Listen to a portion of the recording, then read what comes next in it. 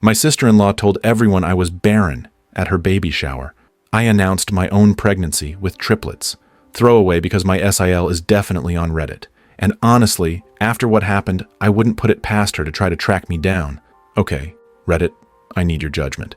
I'm Olivia, F32, still reeling from what went down, and I need to know if I crossed a line. My husband, Ben, M34, and I have been married for 6 years. We've been trying to start a family for almost that entire time. It hasn't been easy. We've been through 3 miscarriages, countless doctor's appointments, and enough heartbreak to last a lifetime. It's been rough, to put it mildly. We'd pretty much given up hope. Ben's sister, Chelsea F35, is, well, she's something else. She's the type who always has to be the center of attention. She's married to Jason, M37, who's a genuinely nice guy, but completely under Chelsea's thumb. Chelsea's always been obsessed with appearances, with having the perfect life, the perfect marriage, the perfect everything. And for years, she's made it very clear that she thinks my husband and I are failing in the perfect family department. She's never been shy about making comments about our childlessness.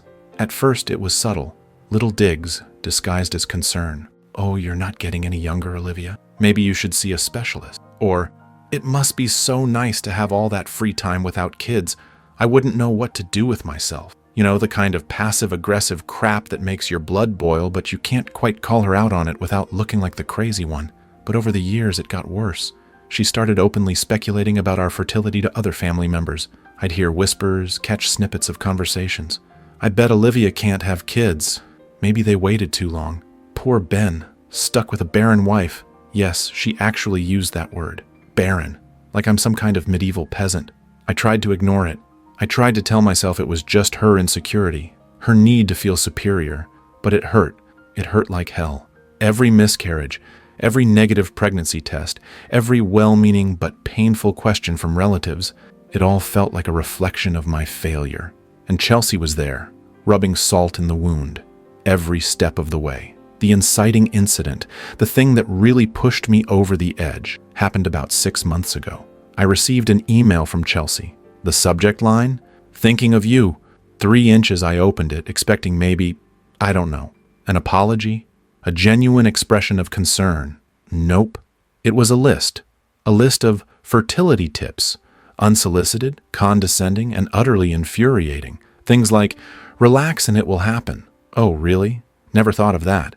Try acupuncture. We had, actually. Have you considered adoption? As if it were some kind of consolation prize. And my personal favorite, maybe it's just not meant to be. I stared at the email, my hands shaking with rage. I wanted to scream. I wanted to call her and unleash every ounce of pain and frustration I'd been holding inside for years. But I didn't. I deleted the email, took a deep breath, and tried to put it out of my mind. But I couldn't. It festered. It gnawed at me. And it fueled something inside me. A desire for, well, I guess you could call it revenge. Update 1. I'm still shaking. I can't believe this is real. After years of trying, after all the heartbreak and disappointment, I'm pregnant. Naturally. No IVF, no fertility treatments, just pregnant. I found out about a month after I got that infuriating email from Chelsea. I almost didn't take a test.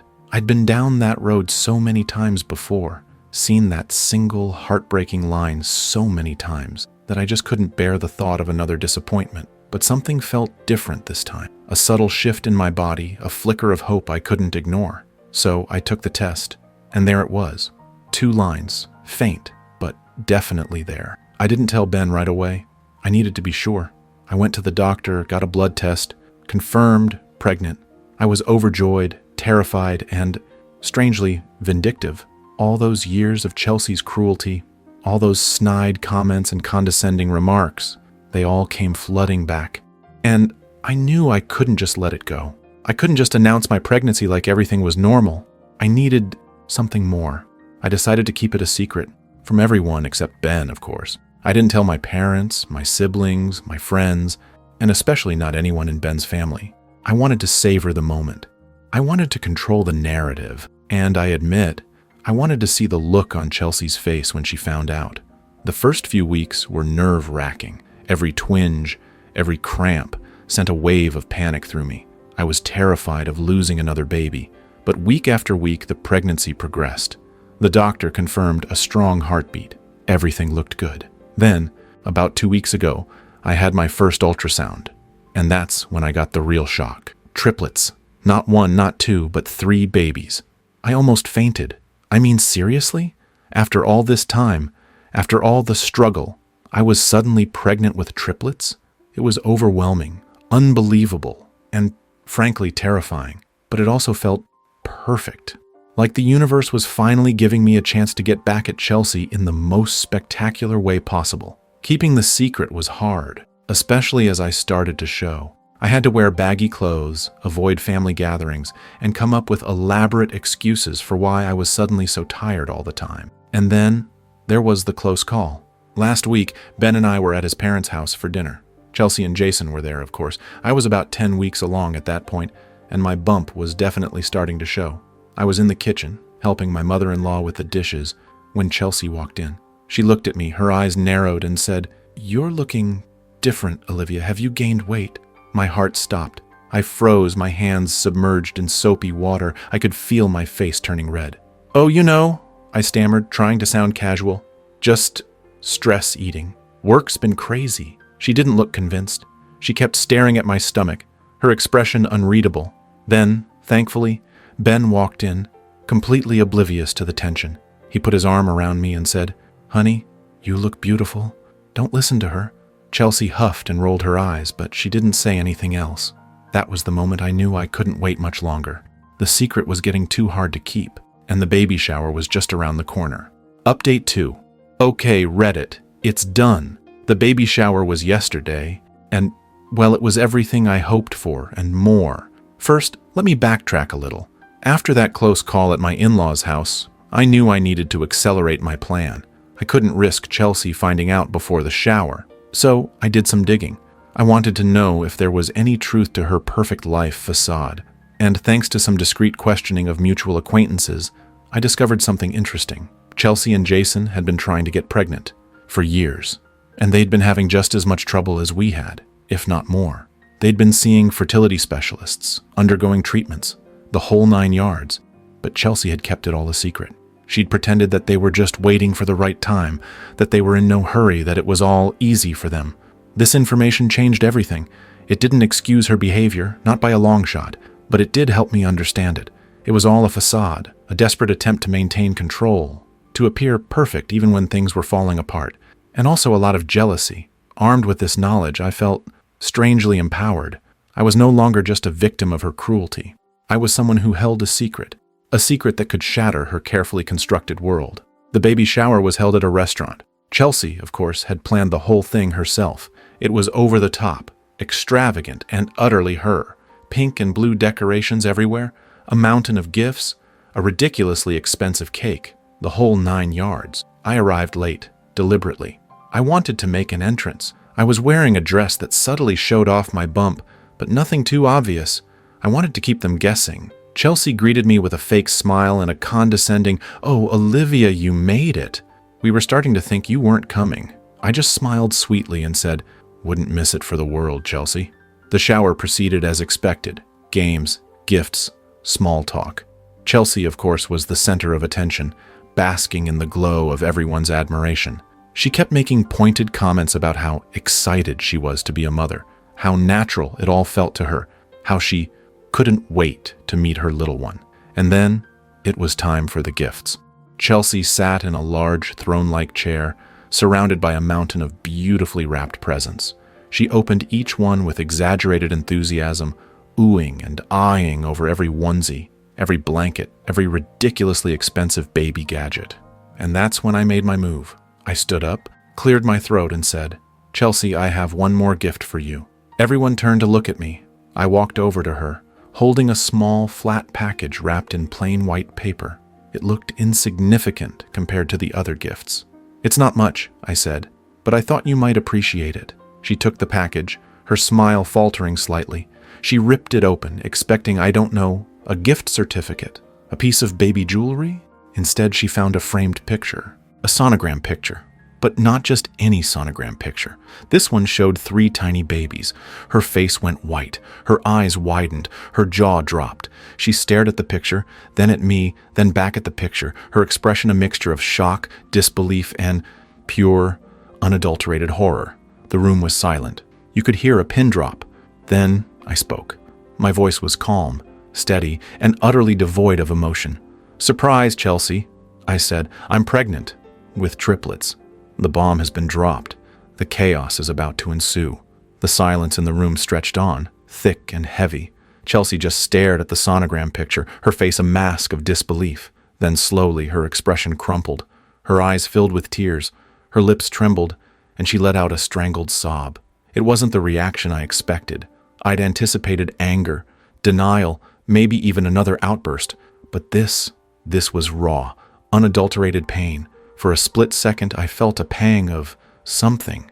Not sympathy exactly, but maybe pity? It was quickly replaced by a surge of cold satisfaction. This was the woman who had spent years tormenting me, belittling me, making me feel like less of a woman because I couldn't get pregnant. And now, here she was, completely undone by the very thing she'd used as a weapon against me. The other guests were a mixture of stunned and confused. Some were whispering to each other, trying to piece together what was happening. Others were staring at Chelsea, their expressions ranging from shock to morbid curiosity. My mother-in-law, bless her heart, was the first to break the silence. She rushed over to Chelsea, putting a comforting arm around her. "Chelsea, honey, what's wrong? What is it?" Chelsea just shook her head, unable to speak. She thrust the sonogram picture at her mother-in-law. Mill took the picture, her eyes widening as she realized what it showed. "Oh," she said, her voice barely a whisper. "Oh, my." Then she looked at me, her expression a mixture of confusion and, was that pride? "Triplets?" she asked, her voice trembling. I nodded, unable to suppress a small smile. "Triplets," I confirmed. The whispers in the room intensified. People were starting to understand. The BARREN sister-in-law was pregnant, with 3 babies. Ben stepped forward, putting a protective arm around me. He didn't say anything, but his presence was a silent declaration of support. Then, Chelsea finally found her voice. But it wasn't the angry, accusatory voice I'd expected. It was broken, defeated. How could you?" she whispered, her voice choked with tears. "How could you do this to me?" I stared at her, my initial satisfaction fading, replaced by a cold, hard knot in my stomach. "Do this to you?" I repeated, my voice dangerously low. "Chelsea, you did this to yourself. You spent years making me feel like less of a woman because I couldn't get pregnant. You spread rumors, you were condescending, you were cruel, and now you have the audacity to act like I'm the one who did something wrong." She didn't answer. She just kept crying, shaking her head. Ben spoke up then, his voice firm. "Chelsea, that's enough. You need to leave. Now." Chelsea looked at him, her eyes pleading. But it's my baby shower." "It was your baby shower," Ben said, his voice unwavering. "Now, I don't even know what it is. Just go, please." Chelsea, finally seeming to realize that she'd lost, stood up, her legs shaky. She looked around the room, her eyes searching for something. Support? Sympathy? I don't know, but she found none. She walked out, her head bowed. Jason, who had remained silent throughout the entire exchange, followed her. The rest of the baby shower was awkward, to say the least. People tried to make small talk, to pretend like nothing had happened, but the tension was palpable. The mountain of unopened gifts remained untouched. The ridiculously expensive cake sat uneaten. Eventually, people started to leave, offering me awkward congratulations and hurried goodbyes. My mother-in-law and father-in-law apologized again profusely for Chelsea's behavior. They said they were ashamed and disappointed, and that they would deal with her. I just nodded, feeling numb. The victory I'd anticipated, the sweet taste of revenge, it wasn't there. Instead, I just felt empty and tired. So tired. Update 4. It's been a week since the baby shower from hell, and the fallout has been intense. First, the good news. My pregnancy is progressing well. The triplets are healthy and growing, and I'm finally starting to feel that sense of excitement and anticipation that I'd been missing for so long. The bad news? Everything else. Chelsea, as expected, has gone completely off the rails. She's refusing to speak to anyone in the family except for her mother. And even those conversations, from what I hear, are mostly just Chelsea ranting and raving about how I ruined her life, how I planned this all along to humiliate her. She's also been posting cryptic, passive-aggressive messages on social media. Things like, "Some people will do anything for attention," and "Karma is a bitch," and The truth always comes out in the end. You know, the usual unhinged stuff. Ben has tried to reach out to her, to talk to her, to try to make her see reason, but she's completely shut him out. She's blocked his number, unfriended him on Facebook, and refuses to answer the door when he goes to their house. My mother-in-law is a mess. She's torn between her loyalty to her daughter and her anger at Chelsea's behavior. She keeps calling me, apologizing, crying, and begging me to fix this. But I don't know how to fix it. I didn't break it. My Fael is, well, he's just angry. He's always been a quiet, reserved man. But this whole situation has brought out a side of him I've never seen before. He's furious with Chelsea, not just for her behavior at the shower, but for all the years of cruelty she inflicted on me. And then there's Jason. I hadn't heard anything from him since the shower until yesterday. He called me, out of the blue. He sounded defeated, broken. He apologized profusely for Chelsea's behavior. He said he'd known about her comments, about her lies, about her obsession with appearing perfect. He said he'd tried to talk to her, to get her to stop, but she wouldn't listen. He then told me something that I never expected, something that changed everything. He told me that Chelsea had been lying about her pregnancy too. Not about being pregnant, but about how it happened. She'd told everyone that it was a miracle, that it had happened naturally, after years of trying. But that wasn't true. Jason revealed that Chelsea had been undergoing IVF for months without telling anyone. She'd kept it a secret, pretending that everything was perfect, that she was just lucky. And the reason she'd been so cruel to me, he said, was because she was jealous. She was jealous that I'd gotten pregnant naturally after all her struggles, and she couldn't stand the thought of me winning. I was speechless. I didn't know what to say. Jason continued. He said that he was leaving Chelsea. He couldn't take it anymore. The lies, the manipulation, the cruelty. It was too much. He said he'd realized that he'd been enabling her behavior for years, and he couldn't do it anymore. He ended the call by saying, "I'm sorry, Olivia. I'm so sorry for everything." And then he hung up. I sat there, staring at my phone, my mind reeling. I don't even know what I felt. Sadness, pity, anger, a strange mix of all three. Update 5. I will go low contact with my husband's family. I didn't realize the level of toxicity until it blew on my face. I was wrong. Things can get worse. So much worse. I got a call a week after from County Hospital. It was about Chelsea. The nurse on the phone told me, her voice strained and full of a professional sympathy that didn't quite mask the horror, that Chelsea had been admitted, that she had lost the child. My breath hitched. Even after everything, even with the anger still simmering, a cold dread washed over me. No one, not even Chelsea, deserved that. The nurse continued, explaining that Chelsea had suffered a severe complication, a placental abruption.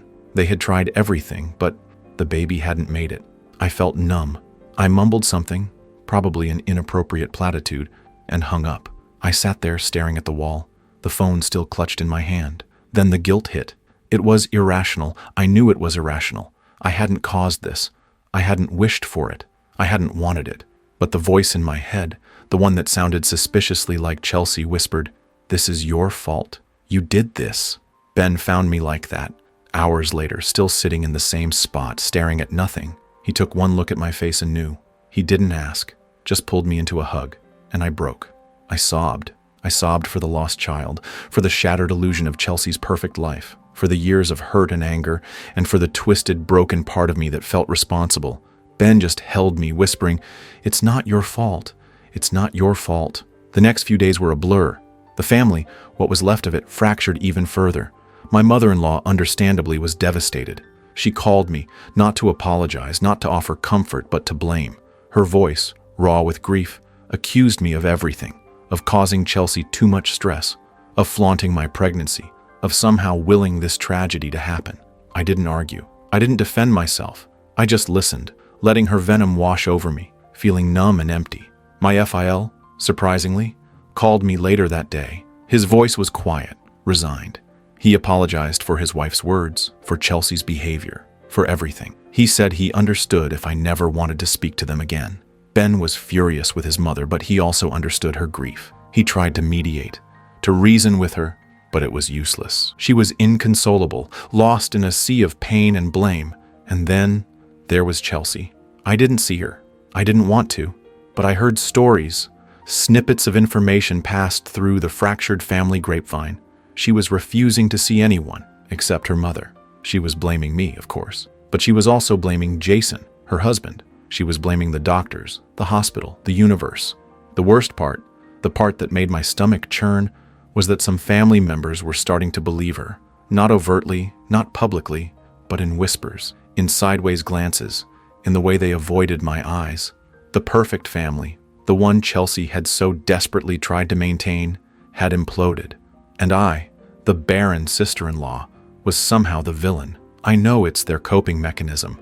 But Ben and I have decided to go low contact with his family. He is also enraged that I'm blamed for everything, and not supporting me is out of option. I'm exhausted, Reddit. Emotionally, physically, mentally drained. I'm pregnant with triplets, a miracle I never thought possible, and instead of joy, I feel this emptiness, this guilt, this overwhelming sense of loss. I don't know what the future holds. I don't know if our family will ever heal. I don't know if I'll ever be able to forgive Chelsea or if she'll ever be able to forgive me. Not that I need it, but I do know this. I will protect my children. I will love them fiercely, unconditionally, and I will never ever let anyone make them feel like they are less than perfect, just the way they are. I might update later, or I might not. I need a break. That's all for this story. I'll be back with another one. If you haven't already, please consider subscribing to the channel. It motivates me to create more content like this.